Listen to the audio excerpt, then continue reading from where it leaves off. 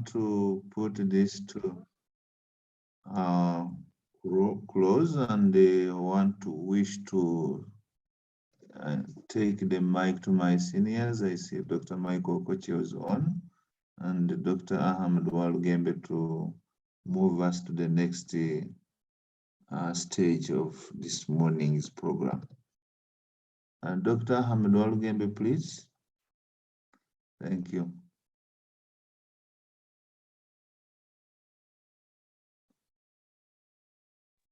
Morning, Bernard and team. Hello, good morning. Good morning. I hope I'm clear and heard very well. Yes, we are, and we hear you. Thank you very much for taking us through the video, and also a lot of learning is taking place at in literature review, systematic literature review discussions. Today's session will be moderated by Dr. Michael Kochi and is online. However, my communication is simple, is to really focus much since that we have given literature review, systematic literature review quite some good time, and is kind of trendy, and also one of the most important sections we need to look at. For the PhD students, it will be really very important that everybody, you will respect our time of waking up at 3 a.m. on every Sunday, and give yourself a target that you have a paper from your own work before you even possibly either submit a proposal. At the time you submit your proposal, you have a paper being submitted for publication in the area of your own literature review, which I think is a plus to you, as you know that most of these universities, you need a paper before you graduate, 2 or 3.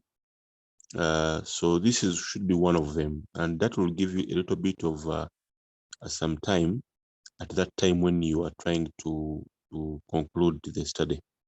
So I would really appreciate really so much the effort of the students of Professor Antai, specifically Elasu, yourself, Bernard, and many others who have endeavored to really move this ahead. Charles Olukot, Mubangezi, thank you very much for leading others in the area of systematic literature review. And I think today they will take us through the same area to ensure that we actually, many of us, we appreciate the same concept. So allow me to hand over to Dr. Michael Koche as we continue with our discussions of systematic literature review from Elasu and Charles. Thank you, and Dr. Michael Koche, welcome. Okay, thank you so much, Dr. Ahmad Walugembe. On the same note, I also want to appreciate the moderators of the first session, Bernard and Joseph, and everyone who endeavored to wake up early. And I really want to appeal to the PhD students that I think that's the most valuable session where you have an opportunity of interacting more at a peer level, but also be able to impart knowledge and understanding to your colleagues. Last Sunday, we had a very interesting discussion on systematic literature review, which was being led by Joseph and Charles. And subsequently, there was a very interesting discussion. And I think on the same vein, that's why we're continuing with the same topic. But before we continue, I would like to acknowledge our mentors and the senior colleagues in the platform. I want to begin by acknowledging our dear Professor Joseph Ndai. Professor Joseph Ndai, I want to appreciate you for having put across this platform, and of course, the so many contributions you have always made. Like last Sunday, there was very substantial comments you made, and that really makes a greater support to the senior colleagues and the PhD students. I also want to appreciate Professor Adaramola, all the way from Norway. Professor, we appreciate you and you're welcome. Professor Laura Orobia, you're welcome and you're highly appreciated. Professor James Kagari, you're welcome and you're highly appreciated. Dr. Goreti Chione, you're welcome. And then our coordinator, Dr. Ahmad Walgembe. I also want to appreciate the students from different universities. And I believe at the end, I will continue, I will be able to highlight most of you, but I think in the interest of time, allow me to welcome our presenters. And I don't know with the order this time, but I think let me welcome Joseph, and then Joseph will take us through.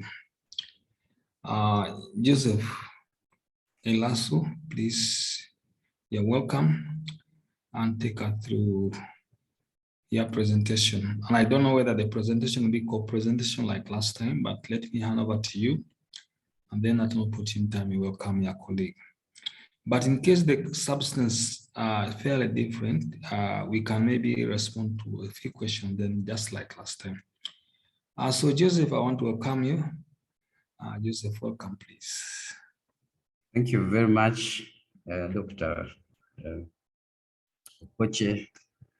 I want to thank very much our mentors, the professors on this platform. Thank you very much. To begin with, I want to really appreciate the efforts of Professor Joseph Ntai, especially his key interest and desire for the students to be able to learn, and more especially in this area of systematic structural review. If I can remember, as early as March last year is when he introduced this concept to us, and it looked very abstract.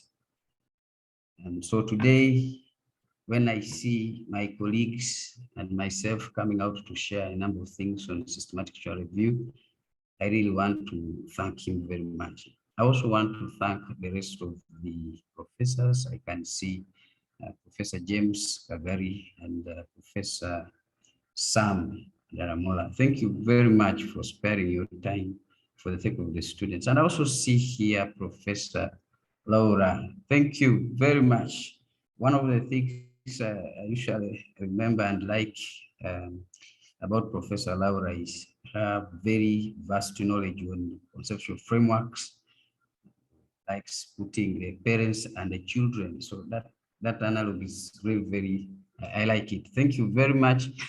The rest of the doctors, Dr. Michael Koche, Dr. Ahmad Walgembe, and the number of other doctors on the call. Thank you very much for taking your time and freely give the knowledge that you acquired at the cost to the students. Thank you very, very much. Today's presentation, we had initially intended to have our own mentor, Joseph Ntai, professor, make key comments on the same like he did last Sunday, but I think he got a number of challenges and he may not be able to do that as planned, but I'm very sure that because he's around at some point, he'll be able to make some comments, should be able to guide. Thank you very much, my students, my fellow students, for logging in and the desire to learn. This morning we are going to learn together. We have talked about systematic structural review over time. A number of students have actually gone through class with Professor Joseph Ntai, and a number of most of the students who are really doing PEG have had interactions with their supervisors on the same. So what I'm going to share with us this morning is not really very different from what you have been doing and what you have been going through.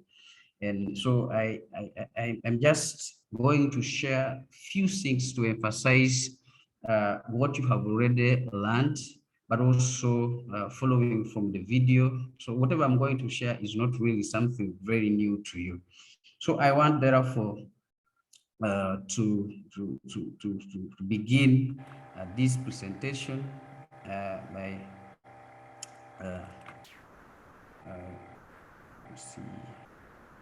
Yes. Okay. So I just want to begin this presentation with basically making a lot of reference to two things. One, to the video that we have watched, and then two, permit me to make reference to the work that I have just been doing on the systematic review. So please allow me once in a while flash some sections of the work that I have done with Professor Joseph Ntai and Professor Sama Daramola. So please kindly allow me do that so that we'll be able to illustrate some sections of the work that we are going to share this morning. Now, with that said, at some point, I'll be asking some feedback, and some point I'll be asking Dr. Okoche to come in with some feedback so that we are sure that we are moving together, that we are benefiting. I also want to thank very much my brother Bernard for ably managing the student session today, and also his vast knowledge in the systematic review. Not forgetting Charles Solupot, who've walked a long journey together in these things, James and Jeremiah from the other side of Kenya, and the rest of the members. If I've not mentioned your name, kindly note that I appreciate your effort. Thank you very much. So this morning, what I really want to share with us is how do we write different sections of a systematic literature review paper. Last Sunday, we were able to go through an overview of what a systematic review is all about. Why do we put a lot of emphasis on this systematic review, especially for us who novice, who are beginning to introduce ourselves into the world of research? Why should we put our minds on a systematic review? There are so many types of review out there, but why do we pick on a systematic literature review? So this morning, one of the sections that we are going to look at is the introduction, and if time allows, we would as well touch some few things on the second section, which is the methodology. So this morning, what I intend to share with us is just as simple as it is shown in the presentation map. One, I would like us to discuss issues relating to preparation. And then the other thing that I want us to maybe share together is the issues concerning how do I set up the background. Of course, following from the video, I saw something that was interesting. The presenter said you can eat an elephant, and that you eat it in bits. You may not be able to eat it together. I mean, eat all of it at once. You can eat it in bits. So this is really what I intend to share with us this morning. One is preparation. That's the first thing under preparation is how do I set up the research question? Is there a need for the systematic review, especially in this area? Is there a time element involved in this? These are just the dynamics that I want us to share in that first section. And then the other side is setting up the background. We are talking about the reality here. We are talking about the motivation. In fact, in this case, we are trying to, in the simple way, we are trying to say why this area, Why must I put my time to study this? What is probably the solution that I'll probably be able to come up with, and what is that I'm proposing? Then we need to see that we understand the phenomenon, do we understand what we are talking about? So in that regard, we'll be looking at definitions, we'll be looking at conceptualization, and then we'll be looking at the research questions. Now, I was very attentive when the video was playing. And one of the things that the presenter emphasized was setting a clear question. But I want to start from behind. One of the key things you need really to be very clear about is what is that area that you're going to study? What is it? Before even you start setting a question, you should be really very clear. Of course, like many other PhD students and myself, we have moved from one area to another. Today, I'm talking about energy transition, and then another person comes and interests me to talk about energy finance. So before you know it, I've shifted my attention now in energy financing. Before you know it, another person has come and talking about decarbonization, and then I've shifted there. So can you be very clear now with the area of your interest before you even set the question that you want to study, that you want to address? Are you now very settled as a PhD student? Are you now very clear with that area that you're very interested in, where you think that, yes, this is what I'm going to study, and in the end, this is where I think I can make a contribution, before you even start thinking about the question? Because in the end, this whole PhD study thing is very hectic, and if you find yourself in an area that does not interest you, it will be another stress to you. So number one, I want to study ABCD. Once I'm clear with that, the next thing I want to talk about is, what do I want to address? Now, if I have understood that and I have the question set, a clear question is now set. So I would now want to determine if in that specific area, if a systematic review is already done. If it's not done, then I can say, okay, so I'm going ahead, I'm going to do a systematic review in this area. See that? So it is not, it's not that you just say, okay, now I'm studying, so now going to do a systematic review. No, it's also very important for you to determine if at all a systematic review is needed. So we have the area clear. You have your question, which is very clear, and then you are now determining whether or not the systematic review is needed in that area. But now to go about all this, the issue is now, how do I do this? I have already cleared that. Be clear with what you want to study. And as I told you that I will be using part of the work that I have done to illustrate some of these things. Now, in my piece of work, the area that I settled into, to do my study is in the area of energy transition. But in this energy transition, I should be able to bring it out clearly in my background. What is the reality out there? What is the situation like? In this case, we are not going to concoct, we cannot concoct a story. You cannot go and just forge a story. We are going to talk about what is real, what is happening.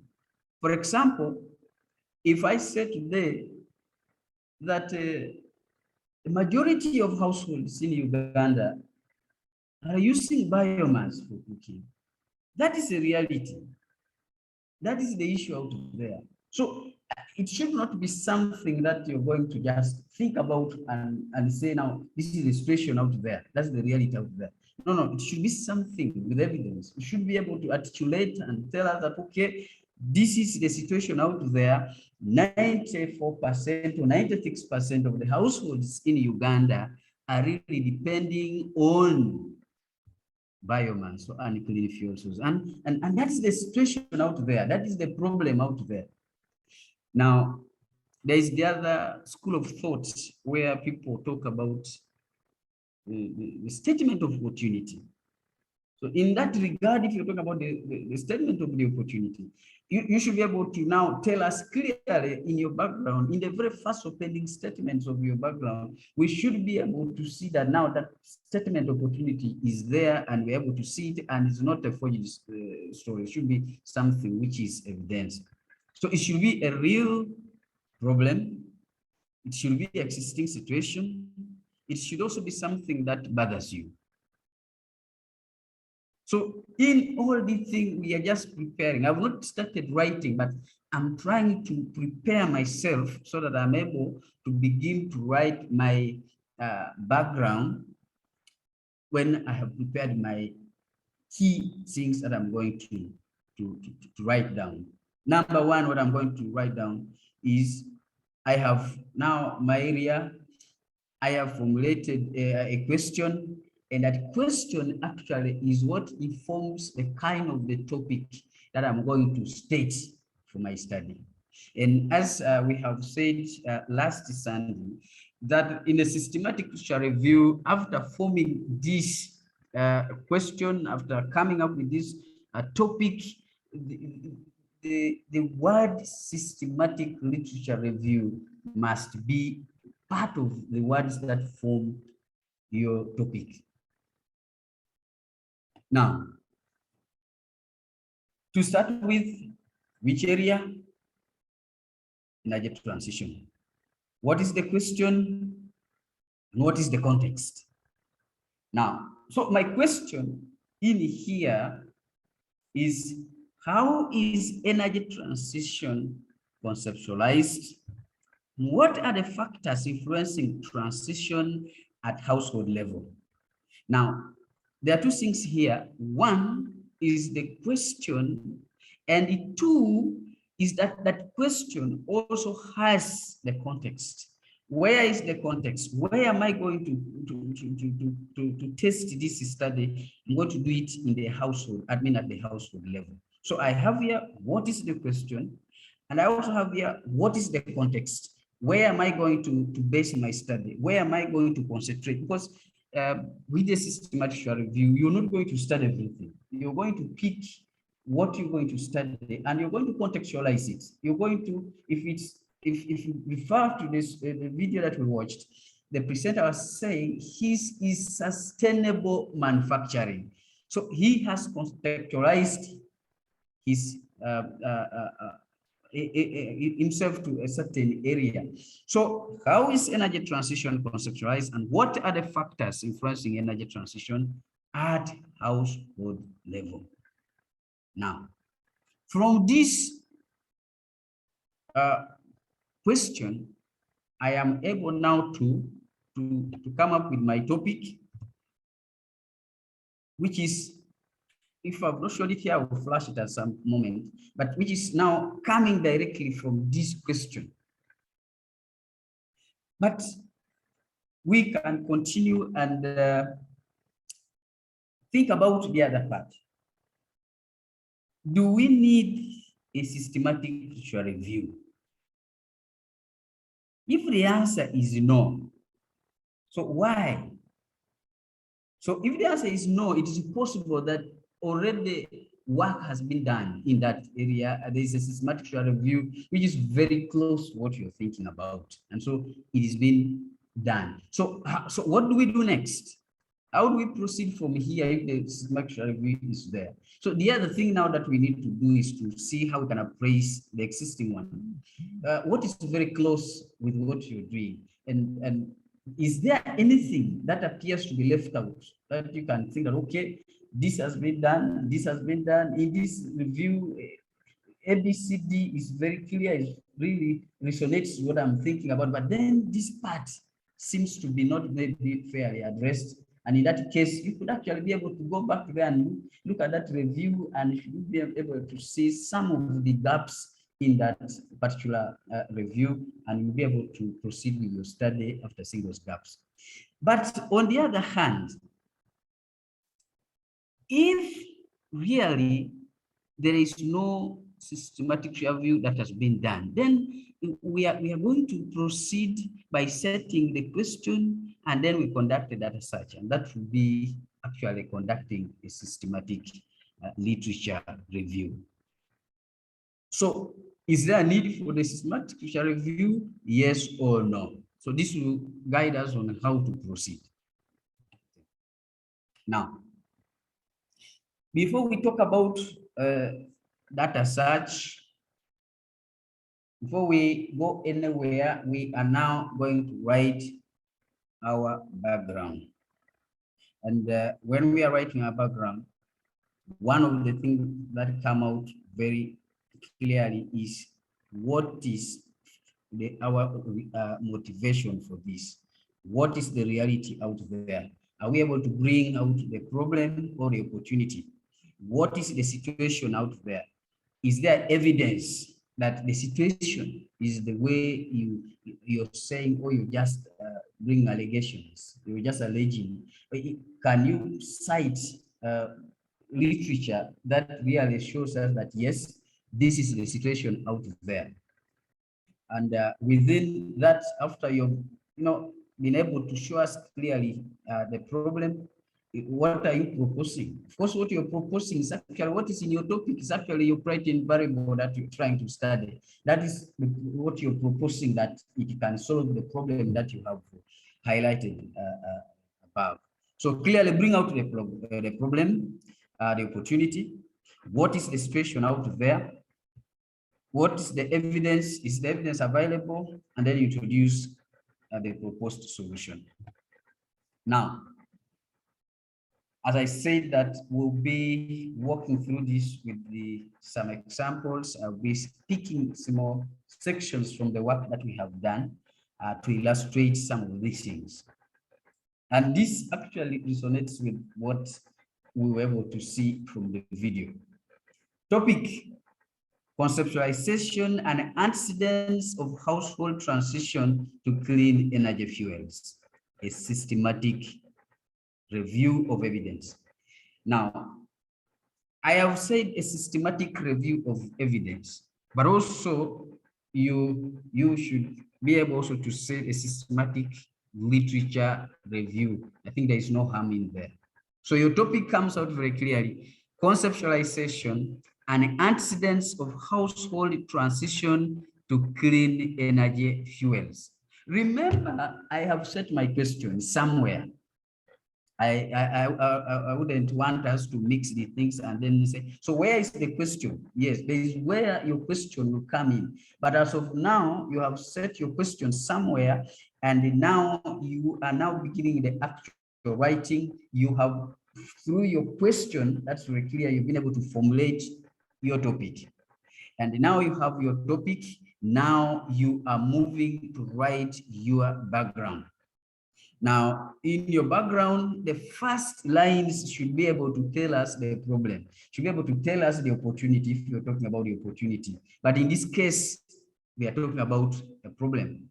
Now, the reality here, or the motivation here, is that we are saying that nearly 40% of the world's population uses solid fuels to meet household energy needs for cooking, lighting, and heating. Now, that's the situation out there. In the very first opening statements, I'm trying to tell you that, okay, there is a problem. Because now, when I continue writing, I will now be telling you why this is a problem. If you go back to the PICO that we talked about last time, we will now be able to realize that there is what we call the characteristics of the problem. What happens? How is this problem like? So here, our motivation and the reality here is that 90% of the world's population is still surviving on unclean fuels to meet their household needs. And there are consequences to this. We know that if the situation continues like this, we will notice that people will be suffering from respiratory related diseases. If we continue like this, we know that we are going to have an effect on the forest cover. If we continue like this, we know that we are going to have issues with the climate change and so on. So, but we need to be able to separate a problem from the consequences that come from that problem. So in here, what is there is a problem. Now, so when you come down here, you now see the consequences. So I have showed here that this first statement is actually the reality, it's the situation out there, it's the motivation, is the reasons why I think this must be addressed. It must be, something must be done about it. But down here, I also try to show you that, okay, a lot of research is being done, and this research is actually telling us that if nothing is done to this regard, we are most likely to have A, B, C, D that we can now see in this. Now, in writing, we have what we call the hook. How do you hook your readers? How do you keep your readers interested in what you're talking about, what you're reading? I mean, what you're writing. So this is simply, this problem is such that a person will have the urgency to continue to read further and see what you are proposing to be a solution to the problem that you have highlighted above. Okay. Now, I have showed you the problem here.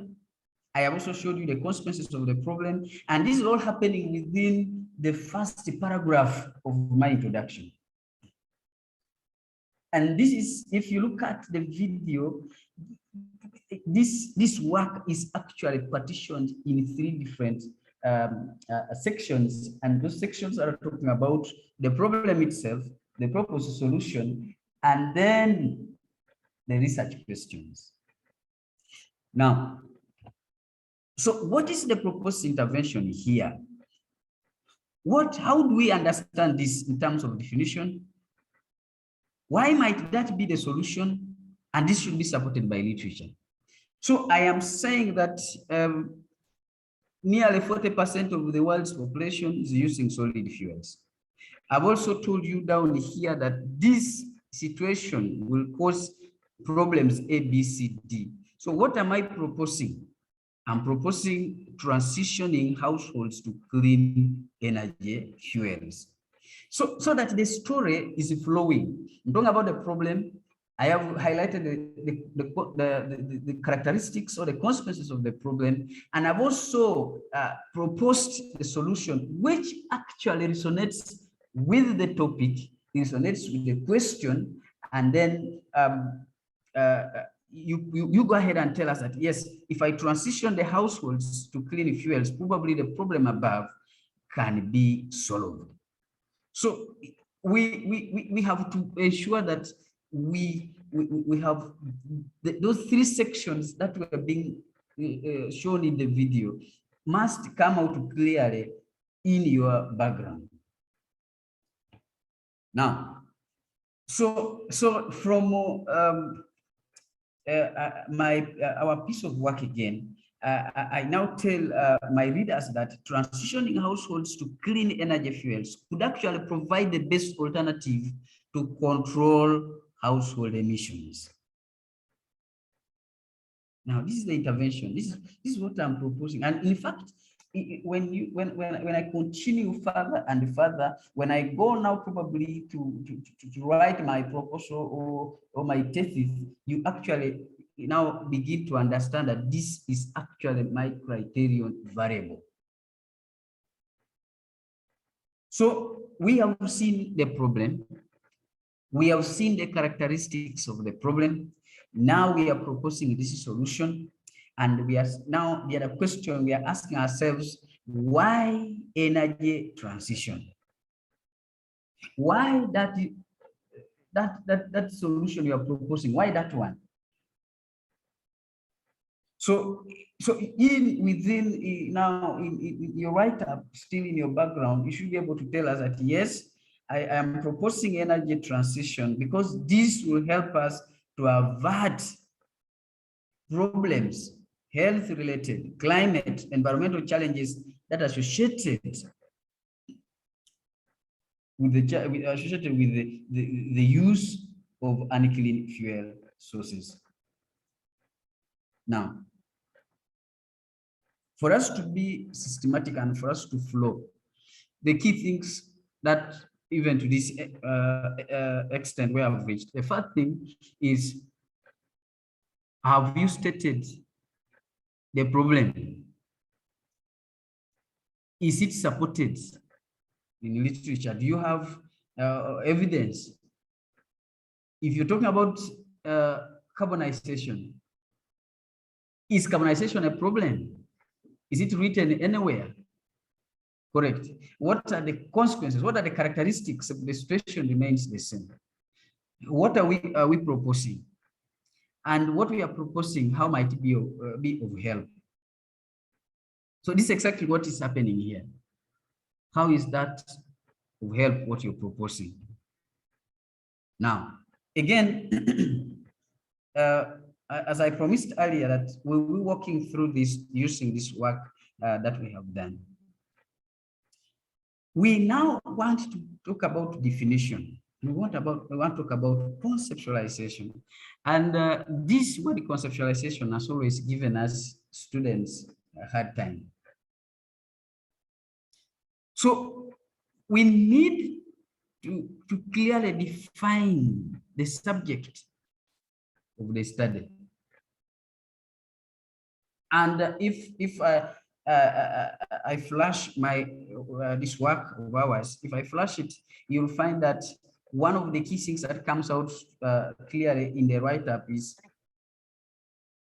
the definition and the conceptualization of energy transition. In your area of study, can you provide us with a clear definition of what you're studying? Can we appreciate it from that perspective? That I'm talking about energy transition, but this is what it means. If I talk about conceptualization, I am saying what is that can be observed about this phenomenon. What are the key observable things about this that I'm talking about? How have the previous scholars understood this subject called transition? That when somebody is talking about transition, it comes out clearly, people will be able to understand that this is what he's talking about. How have the previous scholars measured this concept called energy transition? I'm talking about accountability. How is it measured? How have the previous scholars defined it? How have they explained it? What are they saying? What are the key observable things about this entire thing that I'm studying? So how do I get into all these things? I have to now take myself to literature, but I want to maybe pause here a bit and they say that right now what you're doing at the background is actually preparing yourself to go and do the data collection. So therefore, whatever literature I have here may or may not form part of my data set.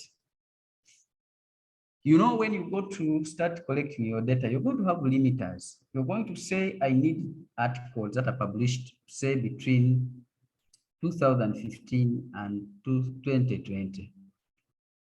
But in the background, that does not really form part of, you know, it's not really a very main concern here, because in this very section, you have people who are the authorities in this area of your study, and probably what they wrote it sometime back, probably 1970, for example. And because these are the authorities in this, sometimes you should be able to cite them. So in this case, although we concentrate so much on what is current, it would be very good to look at really what is very current. I agree with that 100%. But again, in this very section, it's very important that you acknowledge even those people who are the authorities in that area and they have written some information about that very concept, even past the time that you have stipulated in your research. So take some time and clearly bring this in your write-up, the definition of what you're studying, and also take some time to conceptualize what you're studying. So what are the key observable things in the phenomenon or the subject? How the previous scholars have understood the subject, how they have measured it is very important. Now, again, from the piece of work that I'm using to walk us through these sections, the definition here of energy transition is what I've provided here from Eurostat and then from RENA. So here, the previous scholars are defining this and they are telling us that energy transition is simply a pathway towards transformation of the global energy sector from fossil-based to zero carbon. Now, this is a very wide definition covering the entire energy transition. But now what you might be studying is something that is contextualized. And in this case, if we are talking about energy transition, so we are talking about it in the household level. So if we are talking about it at the household level, then it becomes very important for us now to go deeper and try to understand what does literature say about energy transition at the household level. And all these things should be able to come out clearly in your background. Okay. Now, I want now to conceptualize this. So I go to literature, I go to any search engine, and I begin to read about household energy transition. Transition at household level. So I go and read widely, but in the end, I have just picked a few articles that I will show you here. These few articles are the ones that I have picked to help me understand what did these people refer to as energy transition at household level. And it's also very okay for you at your in your background also to draw a small table where you are going to show the conceptualization from different scholars. How have they understood this? How have they described this? How have they measured this? So all this should be able to come out clearly in your background. So if you look at these 5 articles that I have put here, I now come and draw a small table. And then I look at what did these people refer to as household energy transition or as energy transition. So now I look at the work of Pearson and his colleagues, 2012, 2014. They agree, for them, they say that energy transition is a shift, is a change in fuel. Now, when I talk about key observables, these are the things you can observe in a household.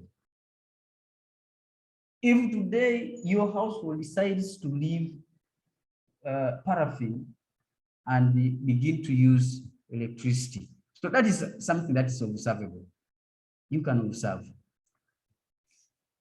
If tomorrow, when we look at the work of Arendt, he says it is the substitution of fuel and the associated technologies. So here, that is how they have conceptualized it. That's how they have. That's how they are going to measure it. This should be able to come out clearly. If you look at the work of Becker, for him, he says that's just a global energy sector shift from fossil-based system to energy production.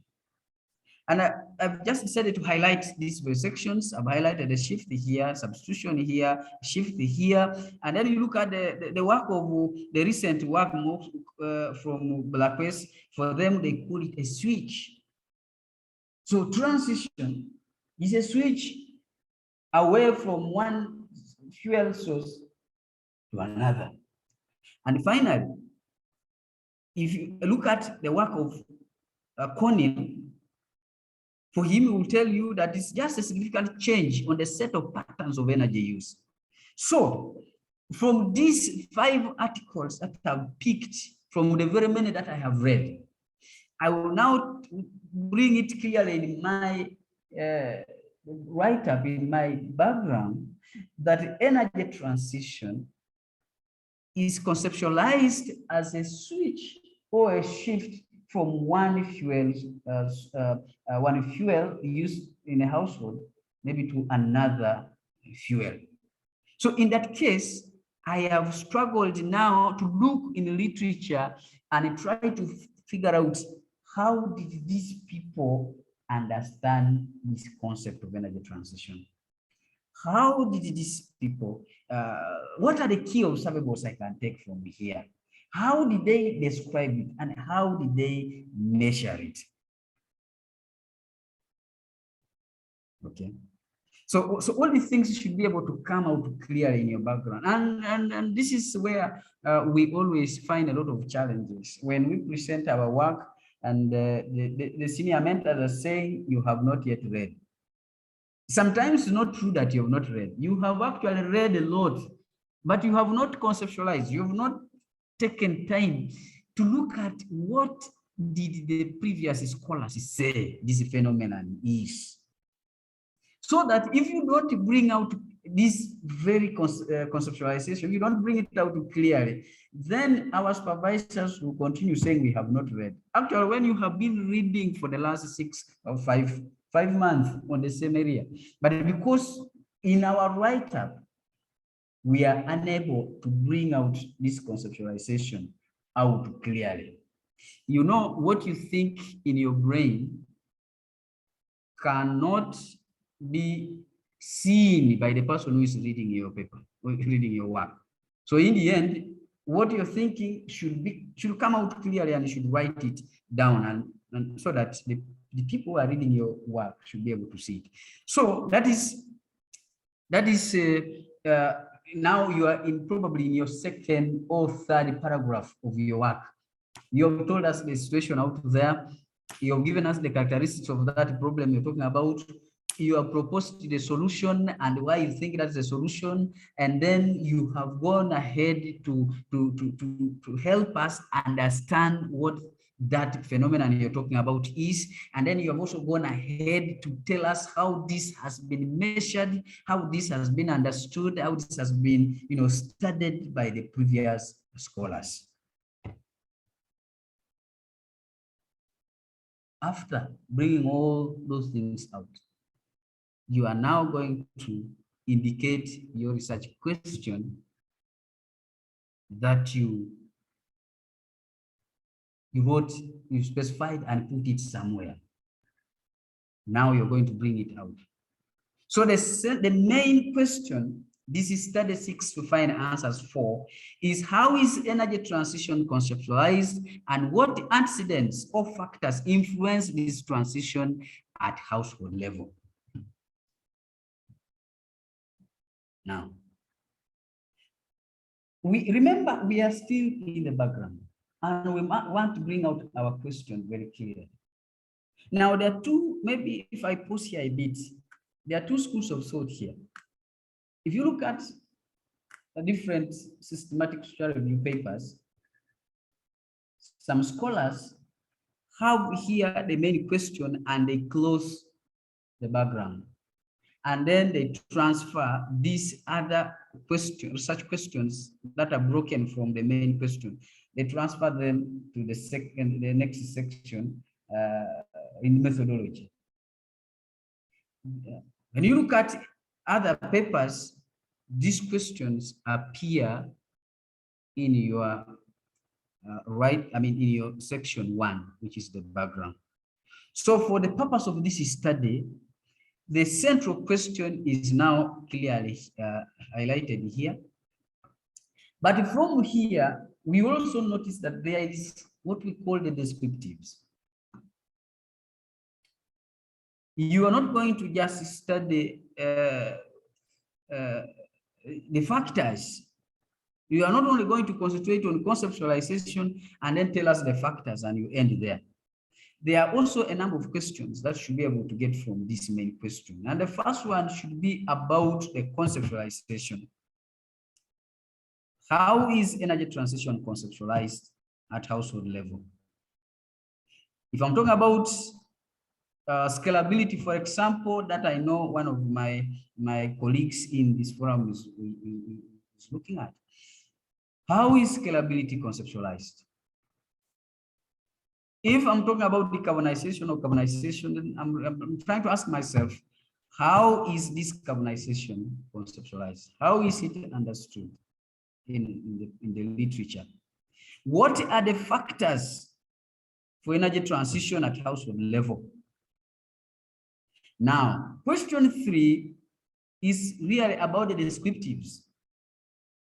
What theories and methodologies are applied to study household energy transition, for example? Now, in here, you're interested in the theories, you're interested in the types of data, you are interested in the analysis techniques, you're interested in a number of things. You maybe just be interested in the research designs of different papers. So this brings us to the conclusion of what our background looks like, what we enter there, and how we get what we enter there. In summary, my background must have the rationale, motivation, and that essentially what you refer to there is why this. What is the problem? What is the opportunity?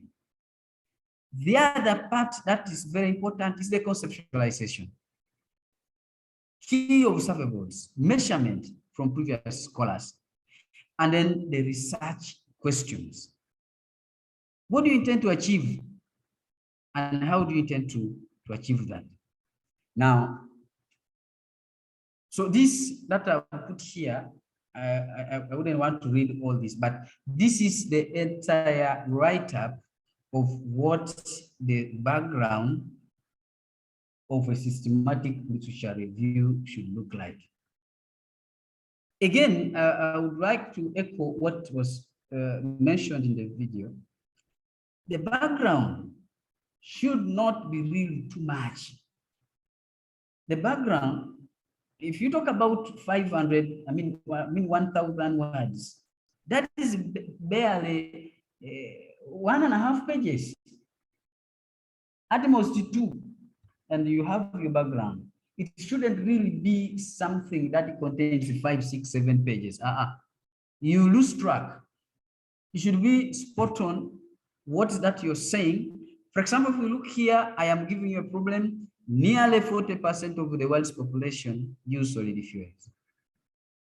Paragraph number 2, I am introducing the intervention, which is energy transition. And I'm telling my readers that energy transition has been described differently by different scholars. And I have labored to explain and to give evidence here of who said what. And in the end, I should be able to take a stand and say, okay, now that means from all this that I've gathered from these people, energy transition, therefore, should be this. Okay. And then in the end, I will conclude by telling my readers that this paper, therefore, aims to provide a comprehensive review and a critical evaluation of empirical evidence regarding the antecedents and conceptualization of household energy transition. And in the end, I have my research questions there. And this, ladies and gentlemen, brings me to the end of our first session And before we move to the next session that we be able to look at, can I ask for permission to hand this back to the moderator and we get a feedback before we go ahead to look at the other part that we may be interested in looking at. Thank you very much.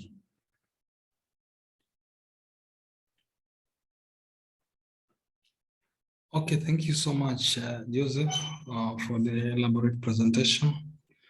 One thing you realize that the presentation which Joseph has been making supplements the previous presentations which were conducted last week and also the video which was shared this morning. So I want to invite us to maybe make any additional comments, observations, and maybe if you want to understand more, maybe you can be able to highlight more issues. And again, like we did last time, senior colleagues, I really believe that this is an opportunity for us to reinforce insights based on our experience, based on our knowledge to the participants and to fellow colleagues. So at this juncture, let me open the floor before we go to the next presentation. Yes. If anybody has any comment, you can raise up your hand and then you make a comment. Yes. Farida, you can unmute and speak. Farida. Yes, good morning, everyone. Thank you for the opportunity. My concern is how different is a reconceptualization paper from a systematic literature review paper?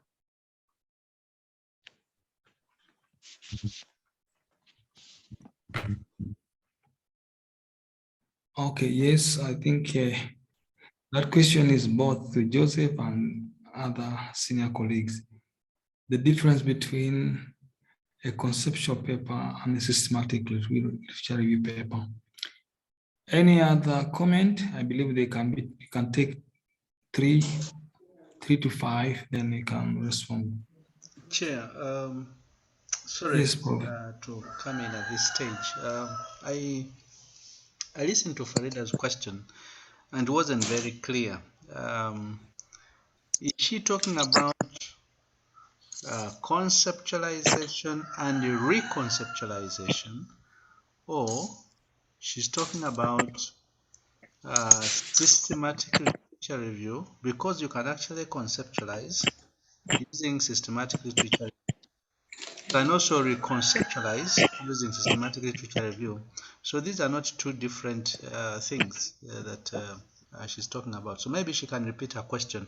It wasn't very clear to me. Okay, Farida, please, you repeat the question, please. Farida.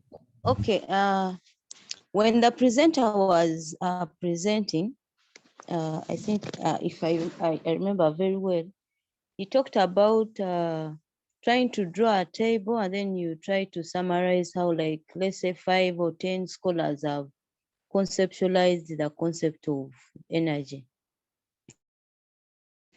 So in my thinking, at first when he was presenting, I thought it was a different way of writing a paper, conceptualizing. Then in the middle there, he says that is one way of writing a systematic literature review paper. So I seek to understand whether conceptualizing and systematic literature review paper, I want to understand whether it is one thing or it is different. Okay, Chair, let me respond to that right away. One of the things that you need to be very careful about, as Joseph said, and I think Lola has been saying this all the time, students fail to conceptualize, especially their criterion variables or constructs. And if you fail to conceptualize, you can't actually go very far because you don't know what you are studying. I usually encourage students to start with the conceptualization, but that does not mean that it is the only research question that can be posed. If you recall, Joseph said that first of all, find out whether there's a need for systematic literature review. For example, if you discover that there is a systematic literature review done, let's say in 2020, about the construct, let's say energy transition, as Joseph puts it, then certainly there's no need for you to conduct a systematic literature review on energy transition because one exists. However, if you pick that paper and read it, you may discover that these fellows, yes, have done a systematic literature review, right, on energy transition, but their concern was totally different from the one that you want to go ahead and address. So in such a situation, you will conduct one in that area, but addressing a different question altogether. Now for Joseph, I think his concern was energy transition, and he wanted to conceptualize. For you can conduct another one addressing a different research question. Now, I think the issue you are raising, that Joseph said this at some stage and you picked those words, you know, sometimes we have, as we talk, there are certain words that come in that are not really intended, but maybe he could have made such statements at some stage. But I think his concern was, if you go back and look at his research questions, they are very clear. And those are the things that he wanted to address. So I think that's the response I can give you. But maybe the other issue I could bring in, I say confusion. I don't know whether I understood your question very well again.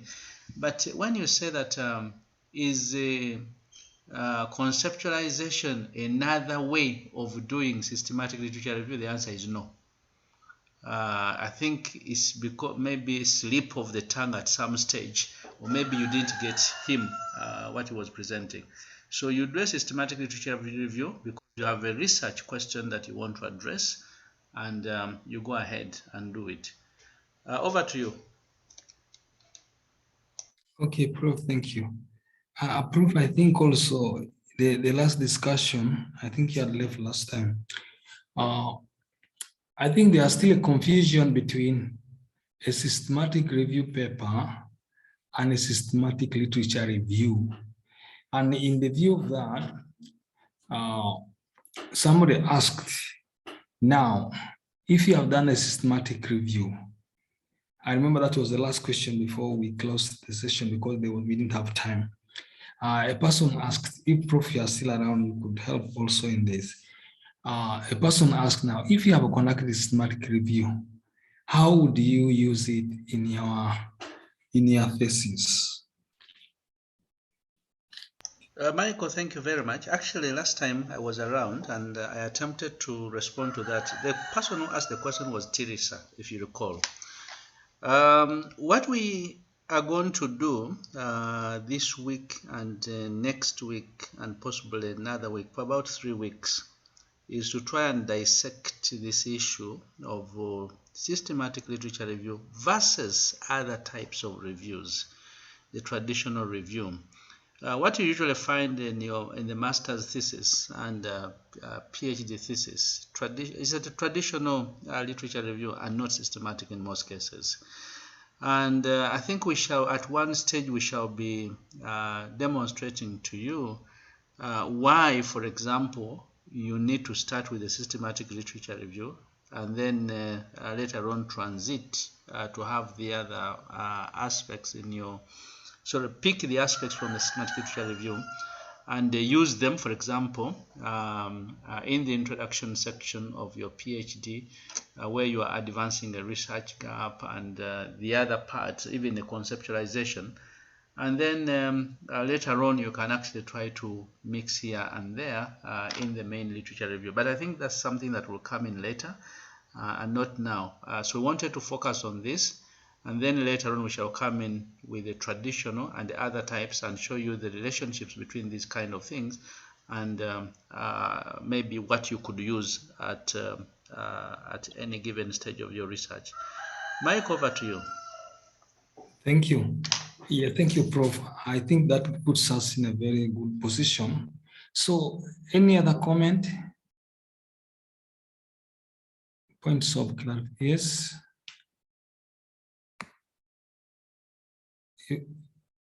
You can unmute Charles.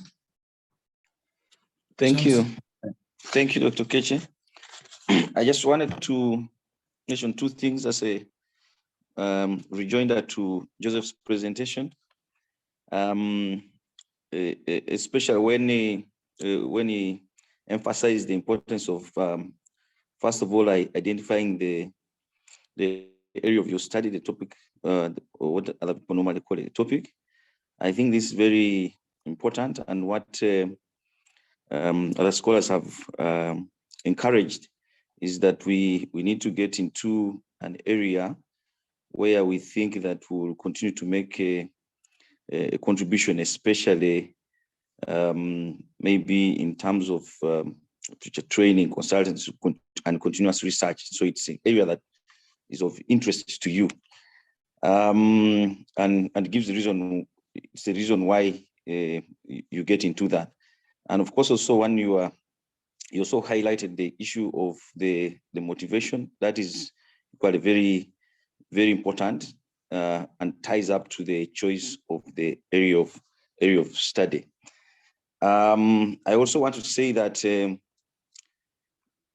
when you are doing the literature, systematic literature review, for you to determine where you are going and to determine whether a systematic literature review has already been done in that area, like Prof is saying, there is normally need for you to do some preliminary research, preliminary literature review, some basic literature review, and normally places like Google Scholar is a good place to start, because you get to understand what has been done, and then it helps you now to position, because by the time you go through that process, you should be ready that yes, that area is virgin, and it's where you're actually going to, where you're going to make a contribution, not doing something that has already been done. So there's need to do some basic preliminary research to understand what has happened in that area before you get into in depth to make a contribution.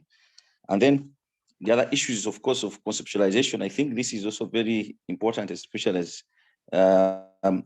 for the like for the PhD, like us now as PhD students, it will help us to have a better appreciation of the area. Like somebody said, even it can even help you to create a gap. And one of the things that it does is that it clarifies your area of study. And there are some things, sometimes when you go into presentation, you mention certain words which have different meanings, they are synonyms, and creates a problem. So once the conceptualization part of it helps you to appreciate and helps you to focus on a particular and a kind of definition, and helps you to defend your work much better. Thank you. Chair, I should also add, since Charles has brought this out, sometimes when you are looking for literature on the internet, especially what you intend to review, and you have specific words like energy transition, you may get very few, let's say 1 or 2 journal articles, or 10 or 5, and you get an impression that there's little work that has been done in that area, when the actual sense is not so. There are other words that are very, very, very close, actually meaning the same thing with energy transition. So you need to pick those words so that during your search, you include them in your Boolean search, and then you pick those journal articles and actually read. At some stage, you'll discover that they are talking about the same thing. In your methodology, you must indicate these very words that mean the same thing, and how you treated the information from those particular journal articles that were using those specific words. Over to you, Michael. Thank you so much, Prof. and Charles, for that. Yes, James. Thank you, Eras, for the presentation. I wanted to add something about the concept of reality. Because when you are thinking, as Joseph has said, when you are thinking, having identified a research area, and you say, I want to research about energy transition, I want to research about decarbonization, I want to research about carbonization, that is your research area. So the next thing you should be thinking about is what is the reality out there. And I have faced very many challenges as an individual because of the concept of reality. Because as you may go in the literature, read, get conceptualization, get the research question, then at the end of the day, you find that you didn't get the reality, therefore you are forced to go back because maybe you don't have the data. So as you are looking for the reality out there of the problem, what you are thinking about, then sometimes it is important you also go and begin consulting the data. What does the data say? Maybe from World Bank, maybe from your boss, so that you do that search at the beginning of the journey. Once you are very sure what I'm researching about, there is data backing it. Because like, for example, Joseph was saying that 70% of the households are using energy. I mean, are using charcoal or are using firewood. Where do you get that information from? To get that information, it means you have to go to either you read it from a certain article, but even that article may have also have been quoting something wrong. So it means it is matter what when you are looking for the reality out there, then you can also go even to your boss. You can go to Ministry of, if you are talking about energy solution, you can even go to Ministry of Energy. You can even go to maybe this REA, I mean this regulatory authority, so that you get the reality out there, even backed up by data. And once you are very sure you have the data, then you can do your systematic review and you complete, then you proceed. Because, for example, I've gone backwards almost like 3 times because I wrote about the decarbonization and reached at the end. Even I was almost submitting my proposal to GRC for defense. When I presented here, they challenged me that the proposal I was having was not having data. To get the data, it's not there completed. Then I had to go back and start afresh. So that is the challenge. That's when you are talking about what your research area should back up by evidence and also data. And when you're getting that data, then you are very sure the reality out there is very clear, and then you can proceed with your research. That's what I want to talk about, refer about the concept of reality. But even someone can supplement on that one. Thank you very much, Doctor. Chair, let me add something to what James has just said. Yes, it is true, and you need that information. You'll have it in the background because the context is very important. But you need to be very careful because at the end of the day, when you are looking for literature that you are going to review in this systematic literature review, you'll get all sorts of reports, World Bank, Ministry, there are those policy-related papers and so forth. So in which case now you've got 2 types of data or 2 types of publications, what we call gray literature and what we call scholarly literature, right? Now, there's a debate as to what you should include in your work. And here you need to be very careful. You need to know the audience that you are going to really be addressing so that, because if you bring a lot of gray literature, maybe these are reports, they have not been reviewed by the scholarly community. So if you start presenting, it will be rejected by the scholars, certainly. So if you are looking at the scholarly community, you certainly have to use a lot of published scholarly work and not gray literature. The gray literature will actually be presented only in the background. However, some studies in some areas, if you are dealing with, let's say, an economics area that is relatively new, you discover that you've got so many publications from those sources that have said considered as grey literature, and you have very little, very few journal articles. So you may find them useful and relevant.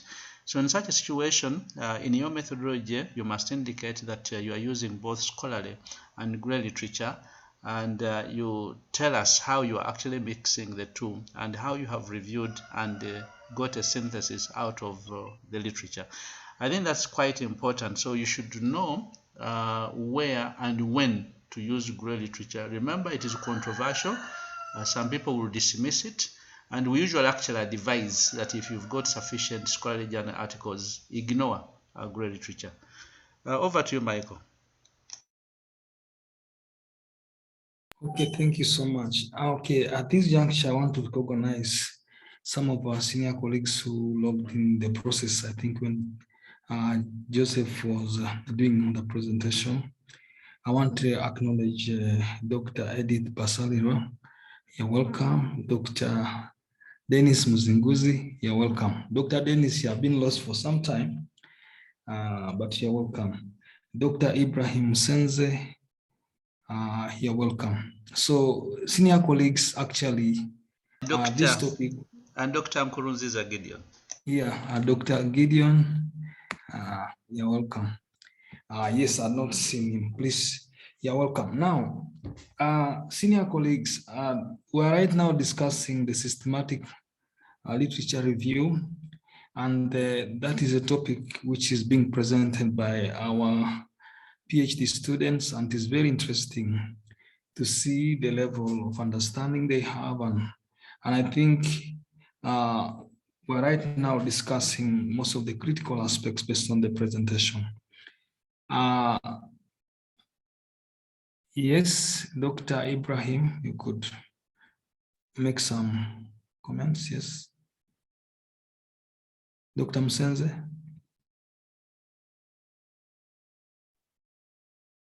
Doctor, you can go ahead and unmute and then speak. Thank you very much, moderator. I want to take this opportunity equally to thank Elasus for the presentation. And to be honest, I've personally liked it. And I think this is a universal and popular view of the majority on the platform. Specifically, I've been moved by his eloquence and the clarity with which he has presented the issues relating to how to write a background when writing a systematic literature review. I want to re-echo what he has said, and from the past presentation, I think the importance of systematic literature review has been highlighted, more specifically in aiding researchers to really get to the top of the game relating to identifying or understanding the debates in the field, identifying the gaps to be addressed in a particular study. Those are some of the benefits that are derived, most especially by students who begin with undertaking systematic literature review. Now, today's pick from Elasus' presentation is the centrality or the fundamental role that a research question plays when you are undertaking a systematic literature review. Now, I want to re-echo what he has said and what has been said previously, that systematic literature review, just like other literature reviews, should be guided by the research question. Therefore, like you've seen, he has clearly highlighted how do you derive a research question, and that this should be general. And then as you move along your write-up, you must break down the general research question to what we call a series or a number of relevant specific research questions. So this is really very important, and I want to appreciate him and re-emphasize it for the rest of us to really note moving forward, those of us who intend to really begin with the systematic literature review. And for purposes of emphasis, when you are selecting studies for inclusion in the review, when you are beginning to write the methodology for data extraction and synthesis, along with the reporting, I want to say that this should be geared towards answering what we call a research question that you immediately set in the background, just as Elasus was said. Now, I want equally to note that as we do systematic literature review, there are common errors or mistakes that we do make. But one of such common mistakes, most especially for novice researchers, is to select too broad a research question. So try to endeavor to avoid this mistake, because when the research question is too broad, the dangers are very eminent. One of such dangers is that you are likely to generate a huge amount of data for review. And this will definitely make the entire review process very unmanageable. Now, as a solution to this, you need to marshal efforts to narrow down the research question, for example, by choosing what we call a specific kind of subtopics. You also need to note that the entire process of this literature, systematic literature review is an interactive process. So like Elasus and the previous presenters suggested, you can really begin by using what we call the pre-review mapping, because this is going to help you to refine and then identify the subtopics or research questions within the broader proposed research questions. And then you can follow that up by conducting what we call quick mapping procedure. And I think Elasus has clearly demonstrated that, most especially when it came to the point of conceptualization of the area under investigation. So that is really very important. But said for that, I want really to thank Elasus, and I think his presentation has been an eye-opener to all of us who intend to begin with systematic literature review. Thank you very much. Over to you, Mike. Thank you so much. Thank you so much, Dr. Ibrahim. Professor Laura, I would really like to, I think most of us have missed your voice for some time, and I would really appreciate if you unmute your mic and say something about this, because from your post, I think there is some. Professor Laura, please.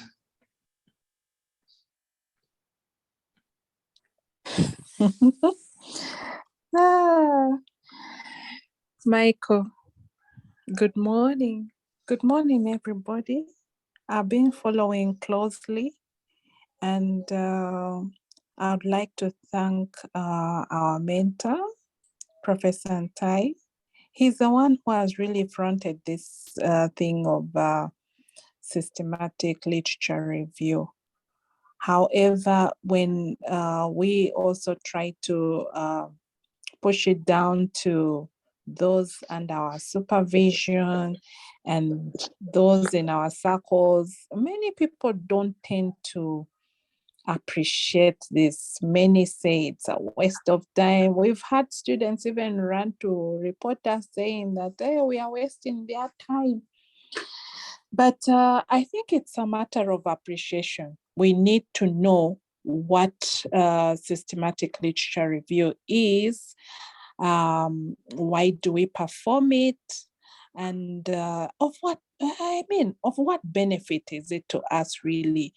And from what has been shared on this platform this morning, clearly there's been that confusion of systematic literature review and the other literature review. Do you need both? Why do you need to do literature review if you're going to do systematic literature review? But I think as we progress, the glaring differences will come out clearly for people to appreciate. So for me, I am happy I actually enjoyed Elasus' presentation. He was very calm, very clear, and it was easy for one to follow. And for those who missed the video earlier, I would encourage you to also look for that video, and you are able to revise, I want to say, so that, you know, you get to appreciate what literature, systematic literature review is all about. Yeah, that's what I can say for now. Otherwise, thank you, everyone. And back to you, Michael. Thank you so much, Professor. Dennis, Dr. Dennis.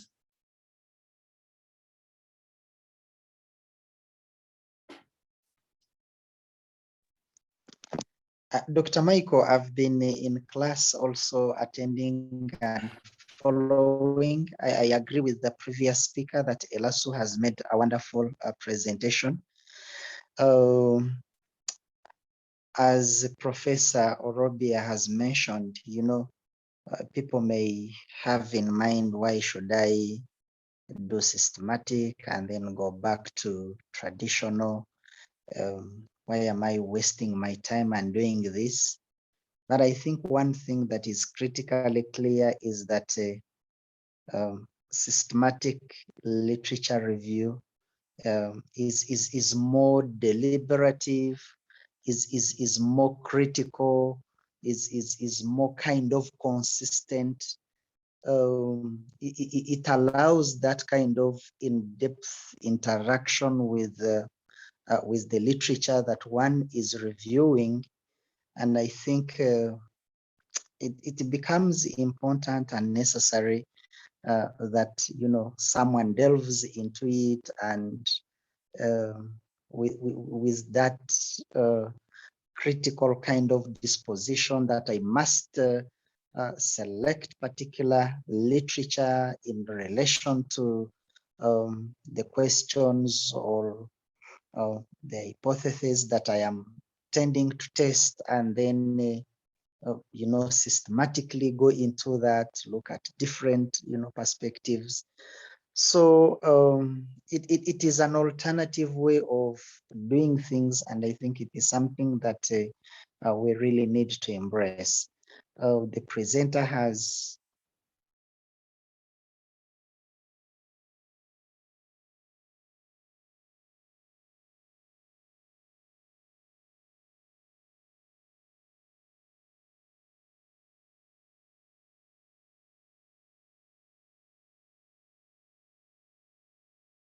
it is something that we need to go into.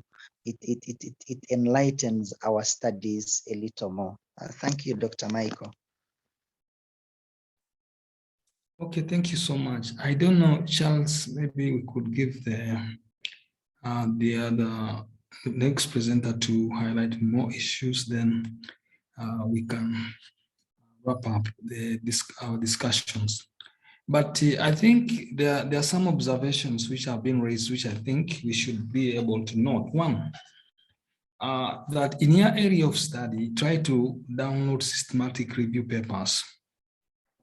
One thing you will discover when you read a systematic review paper, it helps you to contextualize what is already known in the area. A systematic review paper of 2015 and then a systematic review paper of 2020, you will find that there are areas of similarities, but you see how the contexts have kept on shaping over time. So you as a scholar, first of all, will benefit from understanding on the critical concepts which have kept on emerging over a period of time. It also will help you to see where the current debates are. If you look at the Smart Review paper of 2015, you will see the debates in terms of your area of study.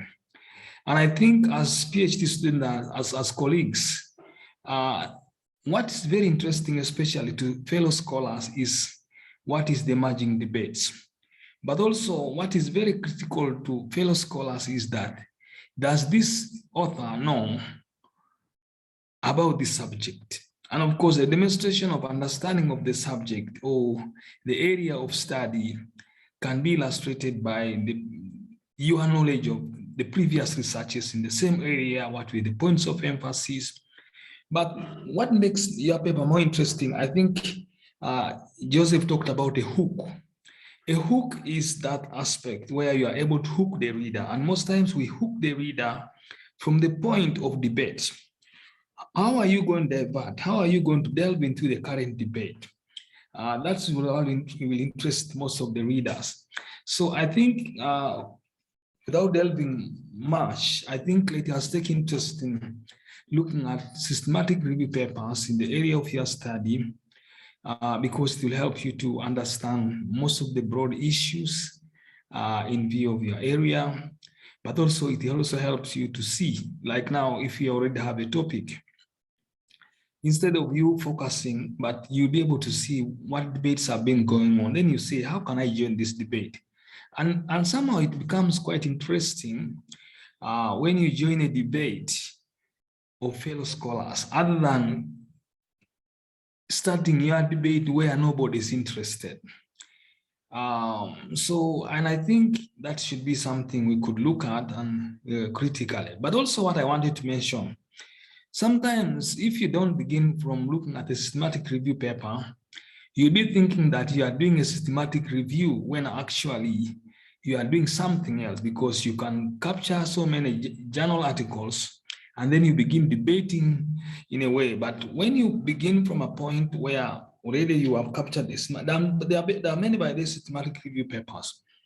I remember when I was doing one of the papers and I landed on a systematic review, and that was international human resource management. I discovered that a lot of debates had gone on, and actually my initial ideas already had been dealt with appropriately. So it helps you really. And once you capture the hook, like what Joseph was talking about, it helps you to position your study. And even when you remember the presentation, which the limitations of previous studies is basically trying to show you at the point where different scholars are emphasizing different things. Then you are able to see those limitations. And then, of course, you see controversies. And then you're also able to see gaps. And then now you're able to position your study. And that will be a motivating thing for somebody to keep on reading your paper or reading your work, because you are contributing already to a point of knowledge. And I think, like Professor Laura has said, most times that's where we miss the point. You're writing confidently on something which already other people have covered ably. And even when you are doing it wrongly, simply because you never looked at what other people looked at. But I think there is a lot we could benefit in that area. And I really believe that when eventually Professor Joseph Ntai takes us through the different perspectives, I think we shall be able to benefit. But I think at this juncture, let us welcome Charles to highlight the critical issues. Then again, we come back to a discussion before we close. Charles, I would like to welcome you, and then we proceed. Charles, please. Thank you, Prof. We had planned, I think Joseph is going to conclude on a bit of part to introduce to what we'll address in next session. Joseph? Yes. Yeah, thank you very much for the feedback. It's a learning point for me as well. Every time I hear the doctors and professors are making these comments, I note them somewhere and I take my time to reflect on what they have said. It helps build me, it helps me become a better person. But above all, I want to thank you, because we are what we are today and what we are becoming because of you. And we don't pay you, we just wake up and do this. And the only thing we can do is to just ask God to bless you. Thank you very much, all the professors and the doctors and my fellow students. Thank you very much for giving the audience. If you are not there, I would speak to nobody. So thank you very much. And again, thank you very much, Professor Joseph Mutai, for putting this and also for teaching us some of these very important skills to be able to do some of these things. I want to share with us in the remaining few minutes some highlights on the materials and methods. Remember, our section number 1 was about writing our background. Now that we have written our background, we now have our questions. Now, the next thing is we want to find answers to those questions. And so we must define a methodology. We must go to materials and methods and see how best we can be able to address the questions that we have raised. Now, remember, systematic literature review is a method by itself, it's a methodology. So sometimes this sounds a little bit confusing. We are talking about a systematic review. Now we are on the materials and methods, and then again we are saying systematic review. Yes, it is a method. It is a way of reviewing the literature. So therefore, we have it as a methodology. And after looking at what methodology we want, which is the systematic review, we should be now able to go to the section of material collection.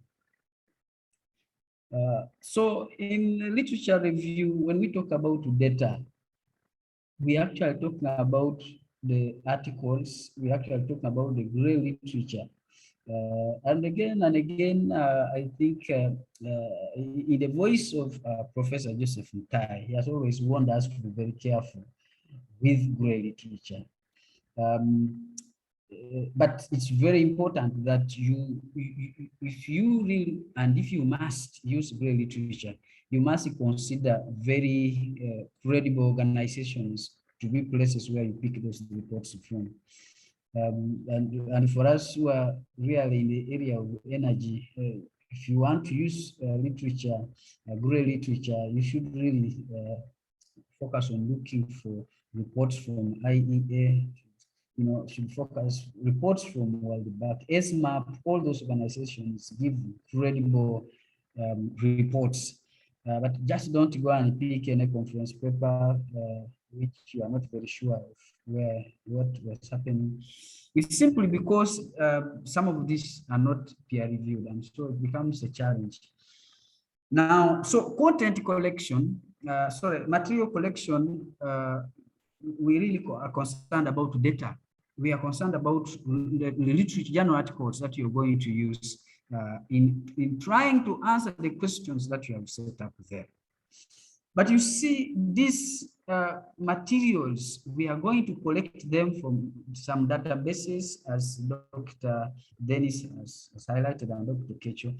We are going to get this, and these databases actually have a variety of journals. So a database has a collection of so many journals. So when you go to a database, you are most likely to see a series of journals there and the articles that are published, the total number of articles published by each of those journals in that very area of your interest.